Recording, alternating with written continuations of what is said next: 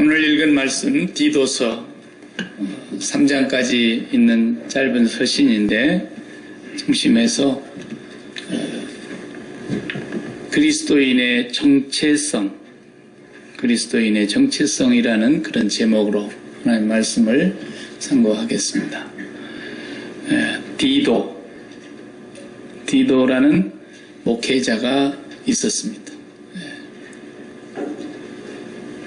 박장로님 집 손자가 디도죠? 이름 잘 지었어요. 헨리와 로이스 사이에 디도가 태어나서 디도가 많이 컸던데, 그 디도라는 이름과 똑같은 공경하다 그런 이름의 뜻이 공경한다라는 뜻이에요. 이방인 헬라인의 자녀였는데 사도 바울의 전도를 받고 예수를 믿은 뒤에 바울이 결혼을 안 했지만 아들이 많았어요. 디모데를 보고도 아들아 그랬어요. 내 아들아. 디도를 보고도 내 아들이라고 불렀어요. 나이도 어리고 아들뻘 되고도 남죠. 그러니까 바울은 이 두 제자들을 아들처럼 여기고 진짜로 아들같이 사랑하고 또 목회자로 세워서 이들이 바울이 너 여기서 목회해라. 그럼 목회하는 거예요. 디모데는 고린도도 좀 갔다 와라. 예를 들어 데살로니가 좀 갔다 온나. 에베소에도 갔다 온나. 편지 들고 심부름 갔다 오고 또 너희 거기 있어야 되겠다. 그럼 또 거기서 목회하고 그러는 거예요. 요즘은 그렇게 목회 안 하죠. 이력서 내가지고 이제 하도 많아져가지고 배추밭에 배추가 너무 많으면 그때는 목회자가 없으니까 바울 사도는 몸은 하나고 사방의 교회들이 이제 번져 나가니까 한 사람씩 에바브로디도 또 마가 또 디모데 디도 두기고 베베 여러 사람이 주변에 있었어요. 그런 사람들이 바울과 함께 사역을 했죠. 지금 디도는 그레데라고 하는 섬에, 지금 그 그레데가 지금도 있어요. 지중해 연안에 네 번째로 큰 섬인데 큰 섬이에요. 길이가 250km, 굉장히 큰 섬이에요. 넓이가 한 50km 이런 정도. 그러니까 상당히 큰 섬인데 그 섬에서 목회를 하도록 디도를 거기에다가 두고 왔어요. 그런데 이제 디도에게 목회 서신을 보내는 거예요. 옥중에서 보냈어요, 다. 디모데 전후도 옥중에서 쓴 거예요, 로마 옥중에서. 그래도 옥중 서신이라고 하지 않고 디모데 전후서와 디도서는 목회자에게 보낸 서신이니까 우리가 구분할 때 목회 서신이라 그래요. 그리고 일반적으로 그냥 교회에 보냈을 때는 에베소서, 빌립보서, 골로새서, 빌레몬서 이 네 개는 옥중에서 그냥 교회를 향해서 써서 옥중 서신이다 이렇게 얘기하죠. 물론 다음 주에 우리가 보게 될 빌레몬서는 개인 빌레몬에게 보냈지만 이것도 역시 옥중에서 썼어요. 그래서 옥중에서 많은 서신을 썼는데 목회자에게 보내는 서신은 네가 목회를 어떻게 해야 된다. 바울이 목회학을 가르치는 거예요, 지금. 저에게 목회 서신을 준 거나 마찬가지고 또 목회자로서 목회 서신을 가지고 어떻게 목회를 해야 되느냐. 그러니까 이게 성도들에게 직접적으로 관련이 있는 서신인 거예요. 너는 목회를 이렇게 해야 된다. 그래서 이제 읽다 보면은 장로는 어떻게 세워야 되고 장로는 어떤 사람을 세워야 된다. 이런 얘기를 여기 다 써놨어요. 2장 보면은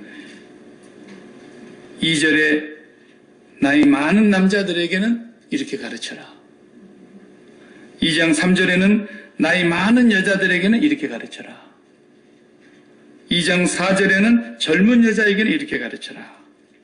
2장 6절에는 젊은 남자에게는 이렇게 가르쳐라. 2장 9절에는 종들에게 이렇게 말해라. 그때 노예가 많았으니까.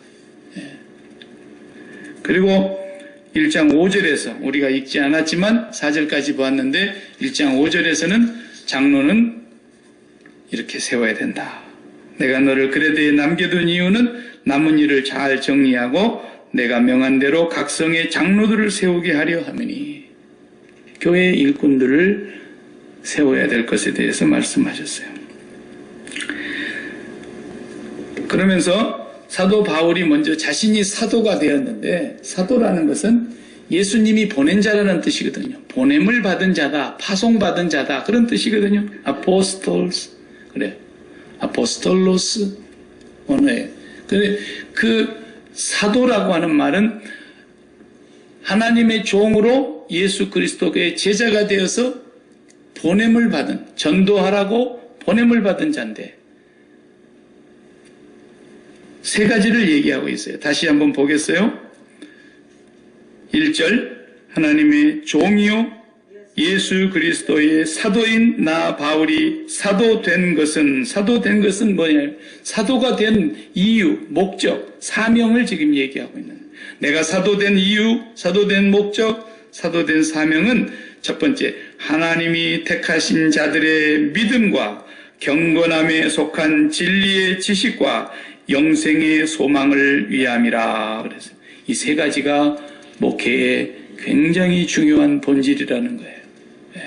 사도 바울은 이 세 가지를 항상 사도된 자기가 예수님이 보내주셨는데 나아가서 전도할 때마다 이 세 가지를 중점적으로 전했다고 하는 것을 말해주고 있는 거예요. 그러니까 오늘날도 마찬가지로 목사는, 목회를 하는 모든 목회자들은 이 사도된 바울이 사명을 우리에게 다시 일깨워주고 있다고 하는 것을 명심해야 됩니다. 그래서 믿음, 그 다음에 경건, 그 다음에 소망, 이 세 가지를 목회의 핵심 본질로 얘기하면서 성도들이 이 세 가지를 잘 간직하고 살게 해야 된다는 거예요. 성공하는 비결 이런 거 하면 안 돼요. 교회에서는. 그런 걸 하면 이제 돈 많이 주고 성공한 사람들한테 배워요. 세상 사람들에게. 하고 싶으면. 교회는 뭐 결혼 생활의 10계명 그런 거 가르치는 데가 아니에요. 10계명도 못 지키는 것들이 맨날 결혼 생활 10계명까지 해갖고 20계명을 어떻게 지키려고. 교회는 이 세 가지 빼버리면 교회가 아닌 거예요. 네가 이 성도들에게 세 가지를 잘 간직하고 이것을 보존하고 이것을 지속적으로 잘하게 해야 된다는 것을 바울이 디도에게도 말하고 있어요. 그래서 첫 번째가 하나님의 택하신 자들의 믿음이라고 그랬어요. 그냥 믿음이 아니에요. 하나님이 택하신 자들의 믿음이에요. 이게 기독교의 비밀인 거예요. 이 택함받은 것을 우리가 데살로니가 교회에 볼 때도 그랬잖아요. 하나님의 사랑함을 입은 형제들이여, 여러분은 하나님이 택하셨다는 걸 내가 압니다. 그랬어요. 왜? 그렇게 많은 환난이 있고 극심한 가난이 있는데도 어떻게 여러분들은 하나님 앞에서 성령의 기쁨으로 그렇게 잘 살아가냐는 거예요. 왜? 택함을 받았다는 그 믿음 하나로 그렇게 지키고 가더라는 거예요. 대단한 거예요. 이게 복음입니다. 이게 복음이에요. 하나님이 나를 택했다는 거예요. 여러분, 그 택함에 대한 감격이 있습니까? 제가 데살로니가 설교할 때도 그 얘기 했지 않습니까? 인생은 택함의 연속이라고. 많은 사람이 청함을 받지만 택함 받은 사람은 적다 그랬어요. 택함 받았다고 하는 게 이게 기독교의 큰 복음이에요. 복음. 택함. 여러분들이 세상에 자녀들 키우면서 직장 생활을 이제 좋은 데 가서 하기를 바라는데, 우리 시애틀 지역이 좋은 직장 얼마나 많습니까? 대기업들이 많죠. 세계적인 명성을 갖고 있는 기업들이 있는데, 이번에 MS, 마이크로소프트 사이트에다가 내가 신청서를 넣었다. 거기에 얼마나 많은 사람들이 들어가기를 원해서 수만 명이 지원을 하는데, 한 10명 뽑는데 됐다. 거기서 선택받았다라는 거예요. 수만 명의 리주메를 다 관찰하고 그들의 익스피리언스를 다 검사하고 그들의 인격과 그들의 삶을 전부 조사한 대로 해보고 그 중에 10명을 딱 뽑아내는데 그 선택받았다는 건 보통 일이 아니죠. 우리 일생에 선택받고 사는 거예요. 그런데 세상에 그런 대기업에서도 뽑아주면은 선택받은 기쁨과 감격이 있어가지고 얼마 안 가지만 그래도 얼마나 자랑스럽게 생각하는데 천지를 창조하신 전능하신 우리 하나님 아버지께서 이렇게 창세 이후에 인간들이 이 땅에 많이 왔다 갔는데 또 앞으로 오고 오는 세대에 많은 생명들이 태어나고 죽고 반복하는데 그 중에 나를 택했다라는 거예요. 무엇으로? 하나님의 백성, 하나님의 자녀, 예수 그리스도를 믿는 천국 백성으로 선택해서 된 겁니다, 여러분. 예, 축하합니다. 이게 보통 비율이에요. 아니 무슨 하버드 들어갔다고 뭐 굉장한 것처럼 그건 비율도 아니에요. 그건 비율도 아니에요. 예, 얼마나 우리가 높은 비율 가운데서 하나님의 선택을 입었냐라는 거예요. 근데 앞서도 제가 말씀드렸지만 자격이 있어갖고 선택을 받았다 그러면 우리가 좀 어깨에 힘 좀 들어가겠죠? 그런데 우리는 자격이 없는데 먼저 선택부터 받았다. 창세 전에. 선택을 받아놓고 났더니 하나님께서 그 선택받은 백성들을 하나님의 백성으로 키워가시더라는 거예요. 은혜로. 전부가 은혜로예요.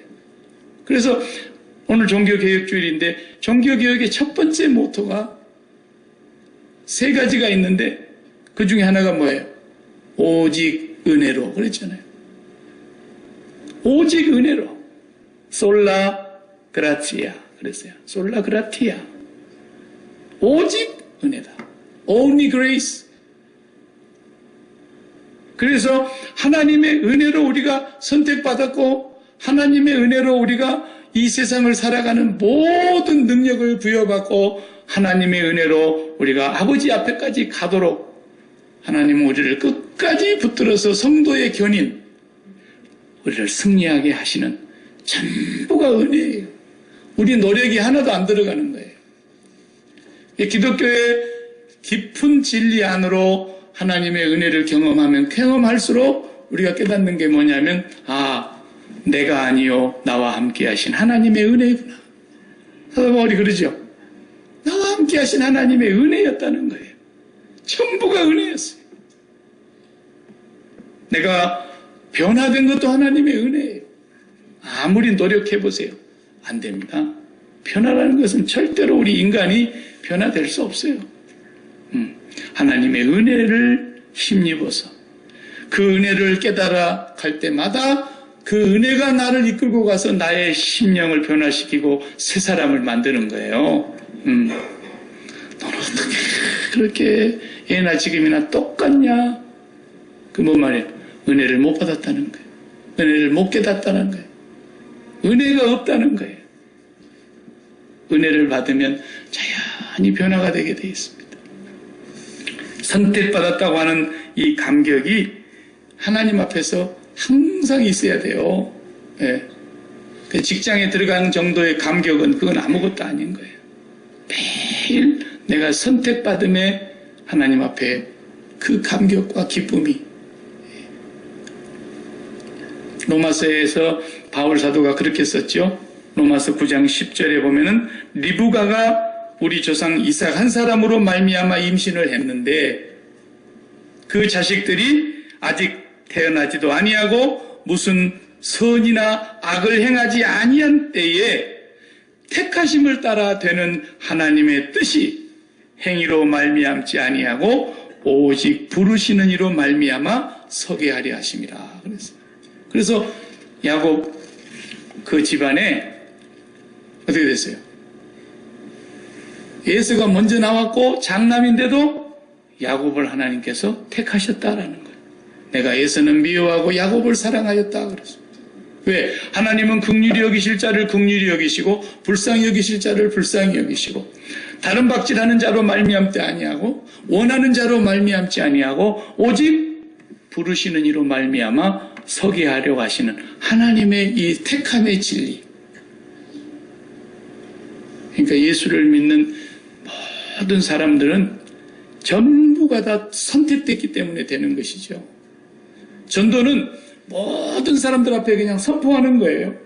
바울 사도가 가는 곳마다 선포했어요. 그래서 다 그리스도 앞으로 청함을 받았지만은 선택받은 사람들만 구원을 받는 거예요. 자, 이게 놀랍습니다. 아무리 말씀을 들어도 끝까지 못 알아듣는 사람이 있어요. 끝까지 거절하는 사람이 있어요.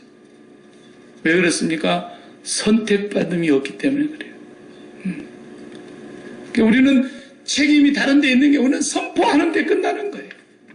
예수 믿으십시오. 초청하는 거예요. 예수께로. 예수께로 와보십시오. 그리고 청함을 우리가 하지만 택함 받은 자만이 그 진리를 하나님께서 은혜로 깨닫게 해주셔요. 그걸 알아듣는 거예요. 놀랍습니다. 네. 그래서 사도행전 13장에 보면은 바울이 전도를 하러 처음 간 곳이 비시디아 안디옥이라는 곳인데 수리아 안디옥에서 파송을 받아서 비시디아 지역에 안디옥이라는 또 다른 동 이름이 있었는데 안디옥에 가서 설교를 하니까 거기서 많은 사람들이 듣기도 하고 거절하기도 하고 유대인들이 핍박하기도 하고 막 이랬어요. 근데 성경은 어떻게 쓰고 있냐면 사도행전 13장 44절 이하를 읽어보면은 그 다음 안식일에는 온 시민이 거의 다 하나님의 말씀을 듣고자 하여 모이니 안디옥에 전체가 다 모였다는 거예요. 우리 약기마에 10만 명 좀 더 삽니다만 뭐 그렇게 많지는 않았겠지요. 다 모였다는 거예요. 온 시의 사람들이 엄청나게 모인 거예요. 자, 그들에게 예수 그리스도를 전도한 거예요. 도를 전하는데 45절에 보면 유대인들이 그 무리를 보고 시기가 가득하여 바울이 말한 것을 반박하고 비방하거늘 아니 예수는 십자가에서 이단으로 괴수로 죄인으로 정죄받아서 로마에 의해서 죽임을 당한 죄수인데 그가 메사야 구원자라 그러니까 유대인들이 화가 나가지고 바울이 전한 복음을 비방하고 막 핍박을 하기 시작했다. 그러니까 46절에 바울과 바나바가 담대히 말하여 이르되 하나님의 말씀을 마땅히 먼저 너희에게 전할 것이로되 너희가 그것을 버리고 영생을 얻기에 합당치 않은 자로 자처하기로 우리가 이방인에게로 향하노라 그랬어요. 유대인들이 많이 있었던 거예요. 근데 영생을 얻기에 합당하지 않는 자로 자처하니까 영생 니나 먹어라 그러면서 비난하고 조롱하고 핍박하고 멸시하니까 우리는 그러면 이방인에게로 가겠습니다. 그리고 유대인을 버리고 이방인으로 여러분이 먼저 아브라함의 자손이라면 이 복음을 받아들여야 되는데 그들은 예수를 거절하기 때문에 하나님은 바울사도의 발걸음을 이방 땅으로 돌리셨다. 그래서 이제 하나님의 택한 백성들을 추수를 하기 시작했는데 47절에 보면은 주께서 이같이 우리에게 명하시되 내가 너를 이방의 빛으로 삼아 너로 땅끝까지 구원하게 하리라 하셨느니라 하니 이방인들이 듣고 기뻐하여 하나님의 말씀을 찬송하며 그 다음 영생을 주시기로 작정된 자는 다 믿더라. 아멘. 영생을 주시기로 작정된 자 누구예요? 그리스도 안에서 택하심을 따라 되는 믿음. 영생을 주기로 작정된 자들은 다 받아들이더라는 거예요. 여러분 선택이 놀라운 겁니다. 어마어마한 거예요. 우리에게 아이폰이라고 하는 스마트폰 하나씩 손에 다 들려주고 우리보다 먼저 세상을 일찍 떠난 스티브 잡스를 우리가 알죠? 51세의 그 머리 좋은 양반이 전 세계의 사람들의 손에 스마트폰, 아이폰이 하나씩 들려지게 하는 장본인 아닙니까? 네. 근데 이분은 아시는 대로 태어나서 부모에게 버림을 받았어요. 그래서 어느 집에 양자로 들어간 것입니다. 어린 시절부터서 양자로 들어가가지고 학교를 다니는데 학교 다니던 어느 날 아이들하고 놀다가 평생의 마음에 씻을 수 없는 마음의 상처를 받는 얘기를 들었어요.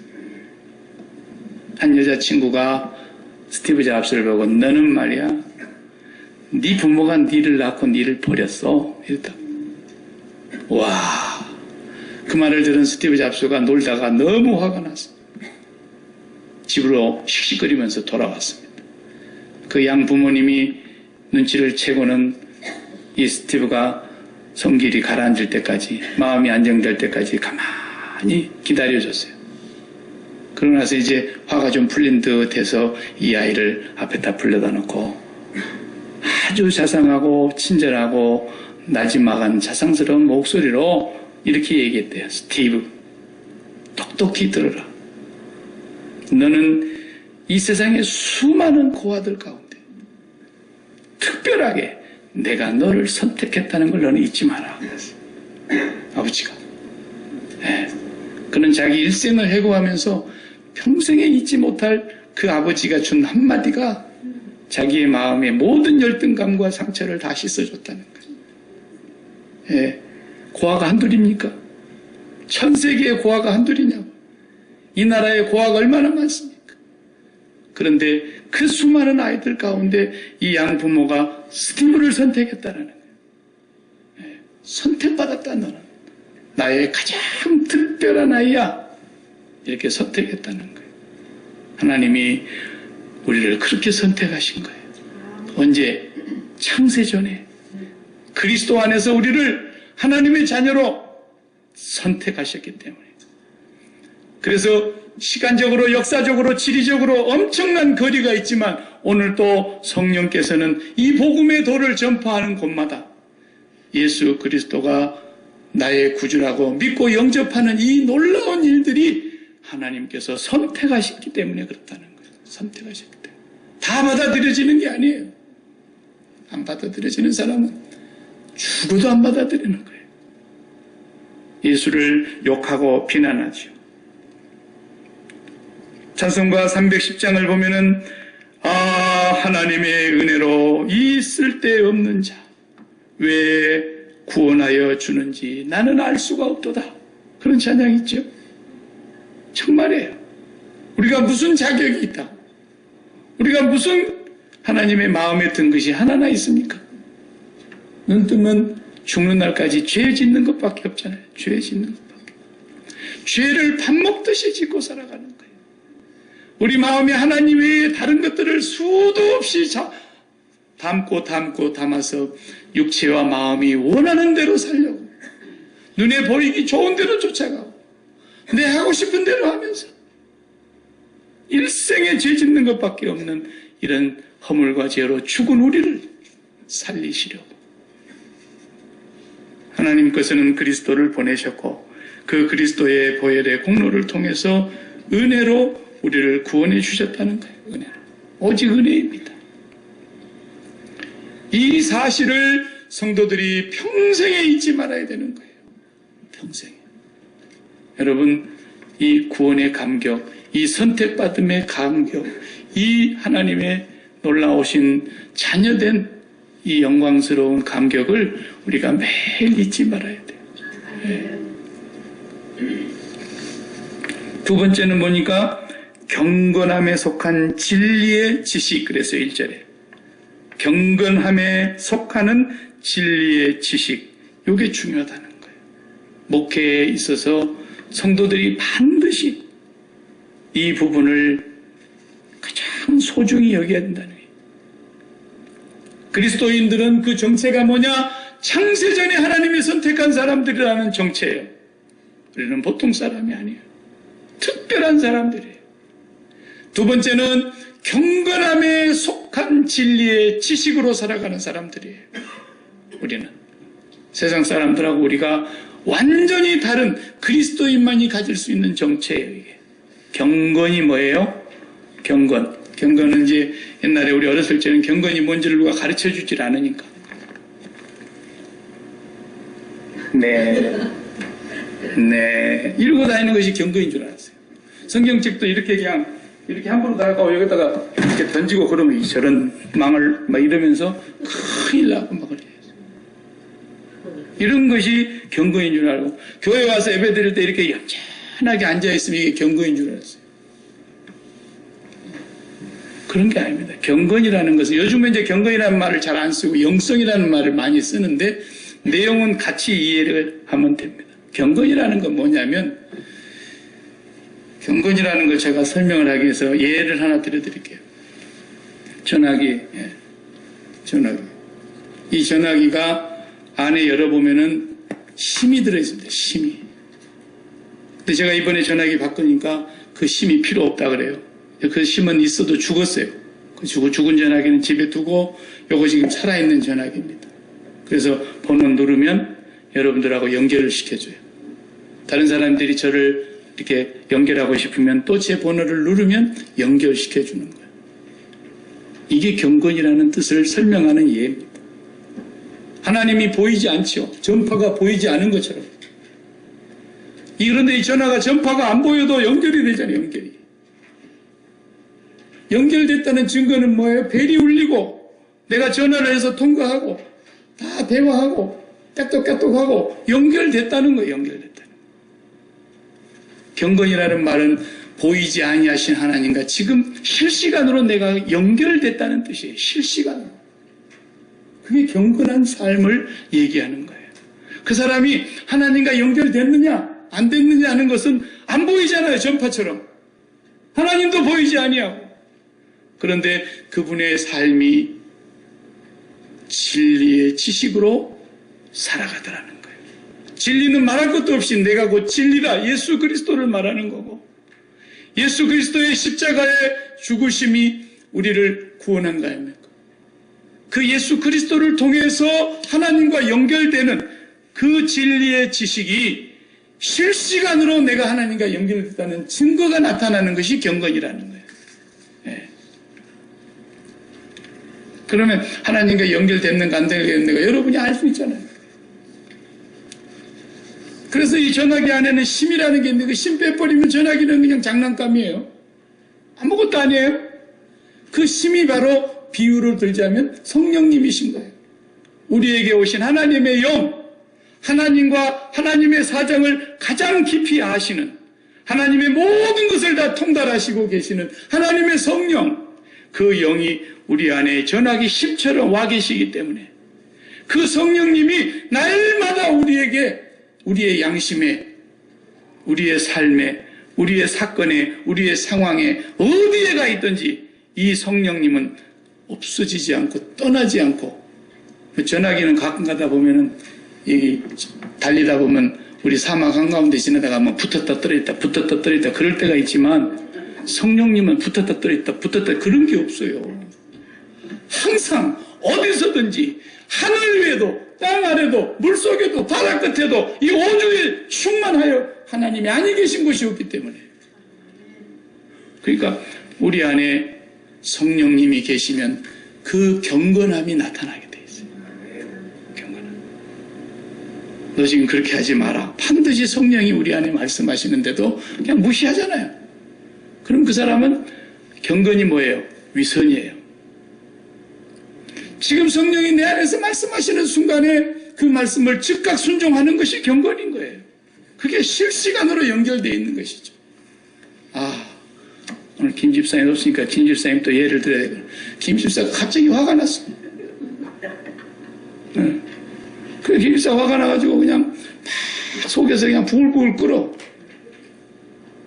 그러면은 성령이 거하시는 분은 반드시 그 시간에 성령이 말씀하세요. 내 마음속에. 너 그렇게 왜 화를 내냐? 네. 그 정도로 우리가 하나님의 성령에 민감하게 살아가느냐, 이게 경건이라는 말입니다. 경건. 그게 영성이라는 말로 요즘은 바꿔서 쓰는 거예요, 사람들이. 영성. 처녀가 애를 낳으면 모성애가 생기잖아요. 왜? 애가 없을 때는 무슨 모성애가 있어요? 머리로만 아는 거지. 그런데 애를 낳아놓고 진짜 자기가 키워보니까 날마다 애를 눈 맞추고 피부로 접촉하고 뽀뽀하고 젖먹이고 그에게 함께 하니까 그 애 때문에 어떻게 됩니까? 내가 모성애가 생기는 거예요. 갑자기. 여성으로서. 여성성만 있는 줄 알았더니 모성이 생겼어요. 어머니의 성이 생겼어요. 어머니 성, 그것이 날마다 아이하고 같이 있으니까 그렇게 되는 거예요. 하나님하고도 똑같습니다.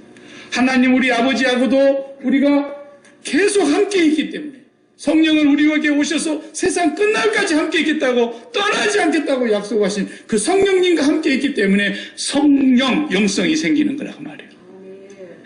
그게 경건이에요. 그래서 종교개혁자들은 믿음으로 구원받는다 그랬어요. 솔라 피데, 오직 믿음, only faith, only faith, 믿음으로 구원받습니다. 이게 기독교의 핵심 복음 중에 또 하나예요. 오직 은혜이지만 오직 믿음으로. 그러니까 사람들이 이제 믿음은 구원받는 거지 이렇게 생각을 하는데 경건의 능력이 없어. 믿었다는데 하나님의 성령과 통하는 게 없어. 성령을 받지 아니한 거야 사실은. 성령을 받았다면 반드시 변화되게 돼 있어요. 그가 처녀로 있을 때는 모성애라는 게 없어요. 애를 키워보기 전에는 모성애라는 걸 못 느끼는 거예요. 머리로만 아는 거예요. 이해하고 동의하는 거예요. 그러나 애를 낳아서 키워보면 모성애가 생기는 거죠. 성령을 받지 아니하면 절대로 영성이라는 건 생기지 않아요. 아무리 말을 들어도 아멘, 아멘 인정하고 동의하고 다 해도 순종하지 않아요. 성령이 그 안에 계실 때만 영성은 자라게 돼 있는 거예요. 그래서 종교개혁자들이 말하는 그 오직 믿음이라는 말을 우리가 좀 더 깊이 이해할 수 있어야 돼요. 교리적으로 이해하고 지식적으로만 이해하는 것 가지고는 부족해요. 저는 믿음을 그동안에 심장을 이식수술하는 거라고 그랬어요. 심장을 주님께로 붙이는 거예요. 내 심장을. 그게 믿음이거든. 예수를 알기 전까지는 우리의 심장, 우리의 마음을 전부가 다 세상에 붙이고 살았잖아요. 구름 아래. 저 위에다가 붙인 사람 한 사람도 없었잖아요. 그런데 예수가 오셔서 우리의 심장을 가지고 가신 거예요.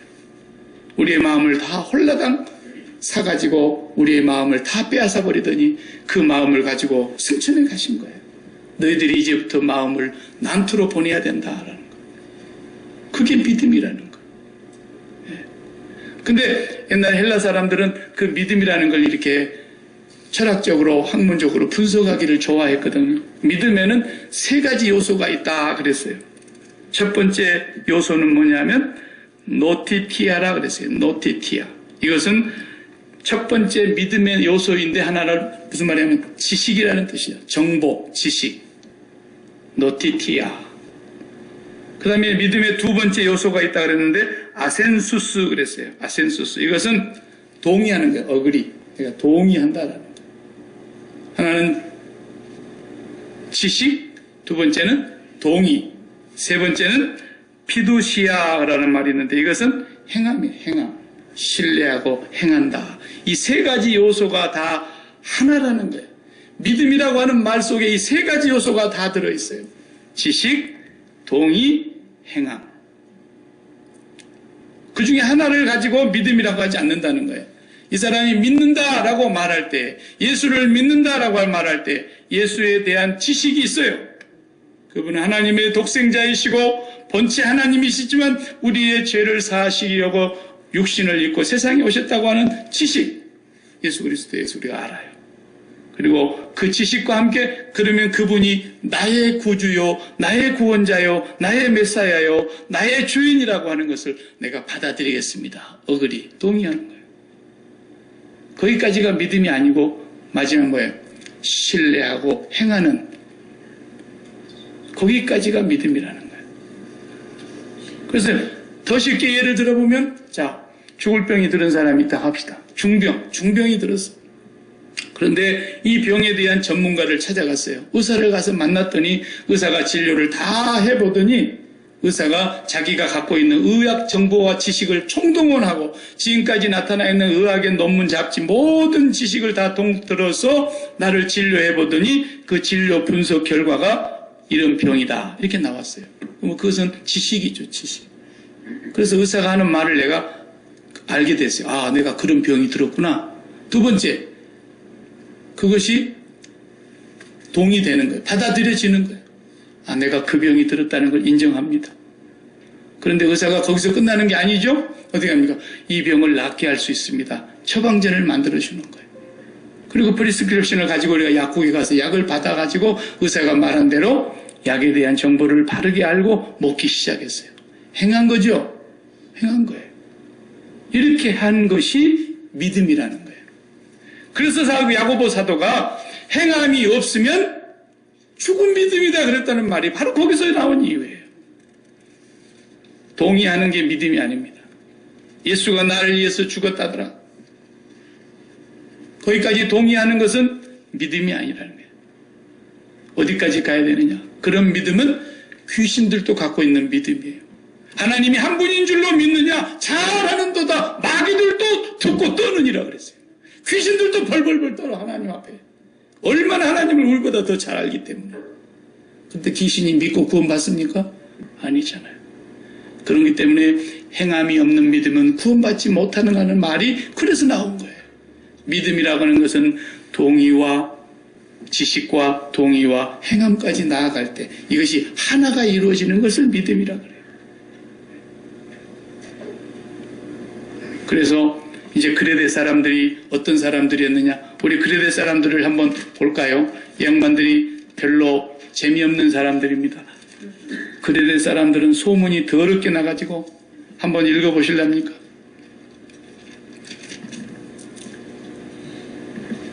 12절입니다. 디도가 참 목회하기가 굉장히 힘든 곳에서 목회하셨어요. 그레데인 중에 어떤 선지자가 말하되, 선지자가 누군지는 모르지만 한 선지자가 그레데 사람들에 대해서 말을 하기를, 그레데인들은 항상 거짓말장이며 악한 짐승이며 배만 위하는 게으름뱅이라 하니 이 증언이 참이다. 사실이라는 거예요. 그레데 사람들은 당대에 거짓말장이요, 거짓말이 상식으로 통하는 섬이었다는 거예요. 거짓말을 밥 먹듯이 하는 사람들, 거짓말을 입에 달고 사는 사람, 입만 열면 거짓말하는 것이 상식이고 일상이었다는 거예요. 그래서 이 사람들을 사람이라고 말하지 않고 말하세요. 악한 짐승이다 그랬어요. 사람이 아니다라는 거예요. 악한 짐승과 똑같은 말할 줄 아는 짐승이다. 언어를 갖고 있는 거짓말하는 짐승, 배만을 위하며 게으름장이라. 이렇게 그레데가 소문이 났는데 사람들이 그건 사실이라는 거예요. 지금 바울이 그러잖아요. 참된 얘기다. 이런 사람들을 네가 데리고 목회를 해야 되는데 이 사람들이 교회를 들어왔을 때 거짓말하던 사람들이 거짓말을 중단하고 악한 짐승처럼 살아가는 사람들이 반드시 바꿔줘야 된다는 거예요. 어떻게 바꿔줘야 되느냐? 계속해서 읽어보십시오. 2장으로 넘어가서 2장 11절 보겠습니다. 모든 사람에게 구원을 주시는 하나님의 은혜가 나타나, 은혜를 받으면 어떻게 돼요? 우리를 양육하시되 경건하지 않은 것과 이 세상 정욕을 다 버리고 신중함과 의로움과 경건함으로 이 세상에서 살고 그랬어요. 보세요. 구원을 받았으면, 예수를 믿었으면 반드시 어떻게 되는 거예요? 경건하지 않은 것과 이 세상 정욕을 다 버리고 그랬잖아요. 그들의 사람들은 밥만 먹고 한다는 얘기가 거짓말뿐이고 그들의 삶은 짐승도 악한 짐승같이 살고 사람을 속이고 사람을 죽이고 사람을 이용해 먹고 가진 악한 짓을 다 하고 자기들의 배만 채우면 모든 것이 다 행복인 줄 알고 사는 그런 사람들이었다. 이런 사람들 중에 예수의 복음을 듣고 이제 교회 안으로 들어왔으니 이 사람들이 하나님의 백성이 되었다고 한다면, 반드시 선택받은 사람들이 됐다고 한다면, 데살로니가 교회 성도들은 선택함을 내가 확실히 안다. 왜? 그렇게 박해를 받고 많은 환난 속에서도 너희가 성령의 기쁨으로 기뻐하면서 믿음의 역사가 있는 교회, 사랑의 수고가 있는 교회, 소망 가운데 인내하는 교회인 걸 보니까 역시 택하심을 받았다라는 거죠. 근데 디도야, 네가 목회하는 그곳은 이렇게 방탕하고 이렇게 제약이 관영한 그레데 섬, 다문화 사람들이 섬에서 다 섞여서 살다 보니까 하나의 어떤 원칙도 없고 이렇게 사람들이 부도덕하고 불의하게 살아가고 있는데 이 사람들이 예수를 믿고 교회 안에 들어왔다고 한다면 이 사람들은 경건하지 않는 건 이제 버려야 된다는 거예요. 왜? 하나님과 연결됐기 때문에. 성령이 그 안에 오셔서 매일 말씀하시기 때문에, 매 순간 말씀하시기 때문에. 이것이 경건한 사람인 것입니다. 옷을 잘 입고 머리에 기름 바르고 예쁘게 화장하고 성경책 옆에 끼고 이렇게 교회를 오는 사람이 다 경건한 건 아니라 이 말이에요. 그냥 예배 끝나고 주차장에 나가서부터도 싸우잖아요. 어느 놈이 내 차를 긁어놓고 갔어. 아이 빌어먹을 놈 이러면서 막 차 한 점 조금 긁어지는 것 때문에 열받고, 또 지가 좀 큰 교회는 그래요. 진짜로 주차장에서 조금 빨리 빠져나가려다가 막 부딪히고 그러면 그냥 싸움이 나가지고.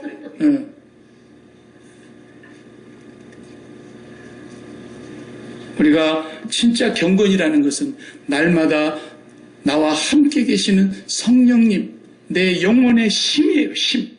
이 성령님이 날마다 나를 하나님과 연결시켜 주시는 분이세요.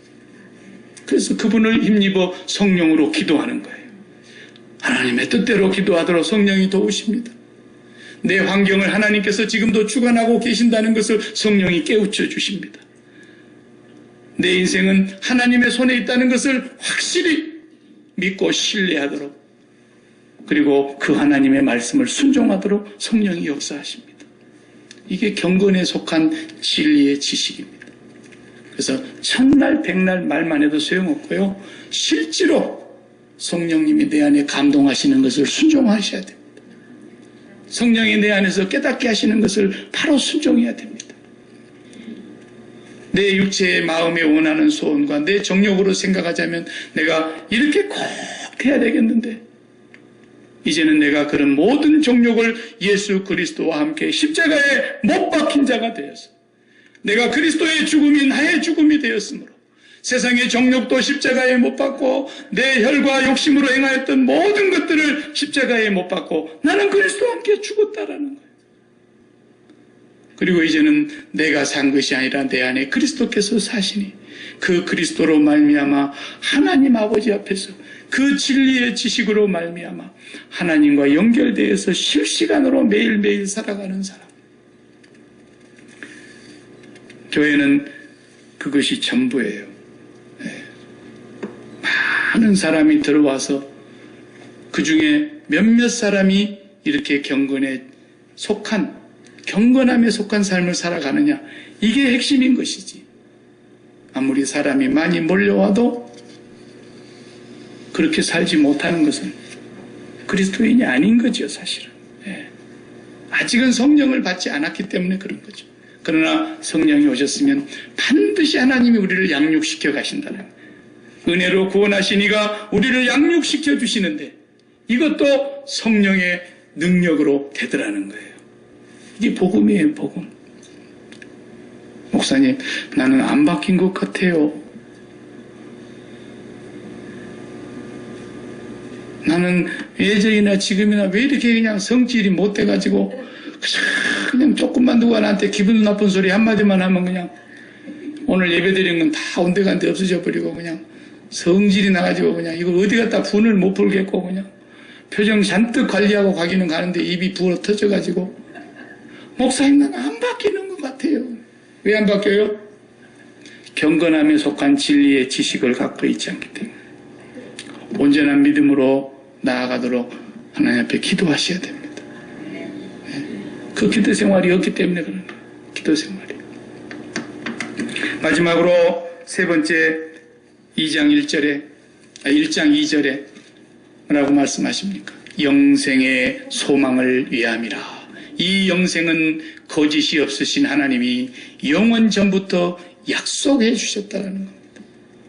영생의 소망. 그리스도인의 정체는 세상과 이것이 다른 거예요. 영생의 소망이 있는 거예요, 우리는. 이 영생의 소망 하나가 얼마나 큰 것이기 때문에 이 세상의 구름 아래 해 아래 있는 아무리 좋은 것을 다 각 나라에서 모아놓고 산더미처럼 쌓아놨다 할지라도 영생의 소망하고는 못 바꾸는 거예요. 그 정도로 큰 거예요. 그 정도로. 우리가 그것을 이미 가졌기 때문에 그 영생을 소망으로 우리가 간직하고 살아가고 있기 때문에. 그 다음에 2장에 가서 또 읽어보세요. 2장 13절. 계속해서 그걸 지금 설명하고 있는 거예요. 복스러운 소망과 우리의 크신 하나님 구주 예수 그리스도의 영광이 나타나심을 기다리게 하셨으니 우리가 그가 우리를 대신하여 자신을 주심은 모든 불법에서 우리를 속량하시고 우리를 깨끗하게 하사 선한 일을 열심히 하는 자기 백성이 되게 하려 하심이라. 아멘. 예. 복스러운 소망, 그것이 뭐예요? 우리 주 예수 그리스도의 영광스러운 그 나타남을 기다리고 있는 거예요. 여러분, 그런 것을 다 보기를 원하십니까? 예수 그리스도의 영광스러움을 보여주셨던 그 잠깐의 순간이 성경에 나오지 않습니까? 베드로와 야고보와 요한이 변화산에 올라갔는데 예수님의 영광이 딱 눈에 들어왔어요. 모세와 엘리야와 세 분이서 별세하실 것에 대해서 말씀을 나누고 계시는 얘기가 누가복음에 보면 나오잖아요. 17장에. 그 영광을 보는 순간 어떻게 돼요? 예수님 따라다니던 욕심이나 생각이 싹 다 없어지고 여기 있는 것이 좋겠습니다. 이렇게 나오지 않습니까? 그렇게 좋은 거예요. 그렇게 좋은. 그걸 우리는 지금 소망하고 있는 거예요. 데살로니가 교회도 그 소망 가운데 인내하고 있었고 우리도 그 영생의 소망을 복스러운 소망을 우리 주 예수 그리스도의 영광스러운 나타나심을 기다리고 있으면서 우리도 날마다 자신을 깨끗하게 하고 그날을 기다리는 거예요. 그래서 요한일서 3장의 2절을 보면은 그분이 언제 오실지 우리는 모르지만은 그분이 나타나신 바 되면 어떻게 되는 거예요? 우리도 그와 같이 될 것이요. 그렇기 때문에 자신의 깨끗하심과 같이 우리도 깨끗하게 하면서 그분을 기다린다 그랬어요. 결혼할 신부가 신랑 맞이할 준비를 하면서 자신을 정결케 하듯이 우리는 예수 그리스도를 그렇게 기다리고 있는 사람들이에요. 그러니까 그 영광의 소망, 그 그리스도의 영광을 잠깐만 봤는데도 새 제자는 자신을 잃어버리고 그냥 여기 삽시다 이렇게 나오죠. 그보다도 더 극단적인 상황을 맞이한 스데반 집사는 돌로 막 머리를 깹니다. 와서 피투성이가 돼갖고 죽어가는 장면을 우리가 사도행전에서 보지 않습니까? 그런데 그 순간에 부활하셔서 보좌 우편에 서 계시는 예수 그리스도의 영광을 보는 순간에 자기가 불쌍한 것이 아니라 자기가 비참한 것이 아니라 돌로 치는 저 사람들이 너무 불쌍하고 비참하니까 하나님 저들의 죄를 저들에게 돌리지 마십시오. 자기들이 하는 것이 얼마나 큰 죄인지 그걸 모르기 때문에 저러고 있는 겁니다. 그리스도의 영광을 잠깐 보는 그 스데반은 최악의 극단적인 상황에 빠져 있음에도 불구하고 자기가 비참하지 않았다는 거예요. 그런 복스러운 소망, 영생의 소망, 그리스도의 영광이 나타날 그 소망을 우리가 기다리고 있는 사람들이에요. 그 사도 바울은 그걸 봤기 때문에 그 3층천에 올라가서 말로 다 할 수 없는 말들을 들었고 보았기 때문에 내가 지금으로 몸을 떠나 그리스도와 함께 있는 것이 더 좋겠다. 빌립보서 1장 23절을 보면 그렇게 나와요. 내가 지금 육체를 떠나서 이 세상을 떠나서 이 몸을 떠나서 그리스도와 함께 있는 게 더 좋겠는데 그렇게 사모한 사람이에요. 여러분, 우리는 하나님의 선택하심으로 말미암아 만민 가운데 택함 받은 사람, 그리고 그 은혜로 구원을 받았는데 성령을 보내셔서 날마다 우리를 경건하게 양육해 가시는 거예요. 경건하게 양육해 가시는 거예요. 그 성령님하고 날마다 실시간으로 통화하시기 바랍니다. 그 성령이 여러분의 말씀하시는 모든 걸 즉각 순종하시기 바랍니다. 그때는 도둑질해 싹 도둑질하고 성령님께서 또 때려가 막 때리고 그것은 아니잖아요. 성령님께서는 네가 죽어야 된다. 성령님께서는 네가 용서해야 된다. 성령님께서는 네가 참아야 된다. 성령님께서는 네가 모든 것을 십자가에 다 못 박았느니라. 이제는 네가 산 것이 아니다. 내 안에 네가 산 것이 아니라 내가 살고 있다. 그러시면서 성령이 날마다 나를 가르치고 훈육하고 책망하고 진리가 생각나게 해주시고 예수님 말씀을 깨닫게 해주시고 진리 가운데로 계속 인도해 가시는 것을 순종하시기 바랍니다. 그것이 경건의 능력입니다. 그리고 우리는 그 복스러운 소망을 마음에 품고 날마다 거기를 바라보면서 위의 것을 찾으면서 그날을 사모하면서 이 땅에 남아있는 동안 3장 13절 말씀대로 14절 말씀대로 선한 일을 열심히 하는 자기 백성이 되게 하려 하심이라. 아멘. 기도하겠습니다.